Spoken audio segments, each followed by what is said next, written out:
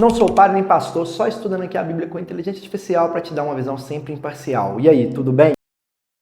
Hoje a gente vai falar aqui dos capítulos 17 e 18 de Juízes, que mostram um período de grande confusão espiritual e moral em Israel, onde a Bíblia fala que cada um fazia o que achava certo aos seus próprios olhos. No 17, a gente conta ali a história de Mica, um homem da tribo de Efraim. É Mica, mas é homem, tá? Que roubou uma grande quantia de prata da própria mãe. E depois de admitir o seu roubo, a mãe dele, em vez de repreendê-lo, ela pegou parte da prata ali para mandar fazer uma imagem esculpida e um ídolo de metal. Ela tinha amaldiçoado, ele ouviu ela amaldiçoando e falou: mãe, foi eu. Ela tirou a maldição e pegou aquilo ali para construir um ídolo.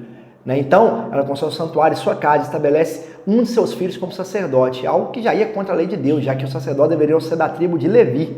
E pouco tempo depois, um levita, alguém da tribo de Levi, cidade de Belém, vai lá, no pé da casa dela, conhece ela, etc. E esse levita estava vagando em busca de um lugar para morar, o que já mostra a desordem da época. O levita não tinha lugar para morar, não.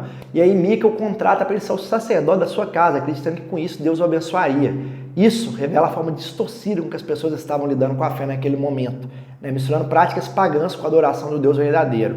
E aí no capítulo 18, a tribo de Dan entra em cena. Eles ainda não tinham tomado posse da terra própria deles. Então eles enviaram 5 homens para espionar um território onde poderiam se estabelecer. E durante essa jornada, eles passam pela casa de Mica e reconhecem a voz do levita. Ao descobrir que ele era um sacerdote particular de Mica, eles pedem que ele consulte a Deus sobre sua missão. Pediram, deixa eles consultar. E o levita, sem realmente buscar a vontade de Deus, simplesmente disse que a viagem seria muito bem sucedida. Deus não falou com ele, mas ele falou como se Deus tivesse falado.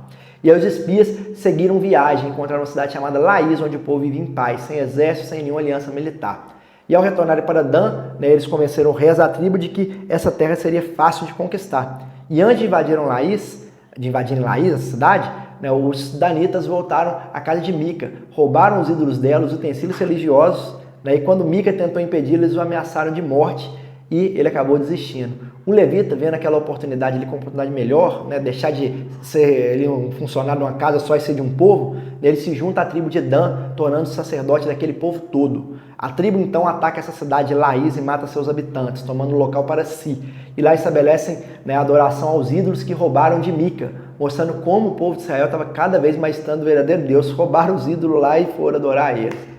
2 lições, era só loucura que estava rolando nessa época. Então 2 lições e visões importantes. 1. Confusão espiritual surge quando seguimos apenas os nossos próprios desejos. Mica e os danitas achavam que estavam servindo a Deus, mas faziam tudo do jeito deles, ignorando os mandamentos do Senhor.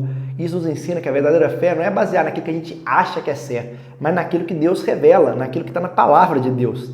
E 2. O perigo de um sacerdócio corrompido. Aquele levita, ele aceitou ser sacerdote de Mica por dinheiro e depois trocou Mica pelos danitas por uma oportunidade melhor. Isso nos lembra que líderes espirituais devem seguir pela verdade e não por interesses pessoais. Imagina só, o cara vai trocando ali por causa de dinheiro, mudando aquilo que é o certo, que é o errado, doideira, Vamos orar para encerrar?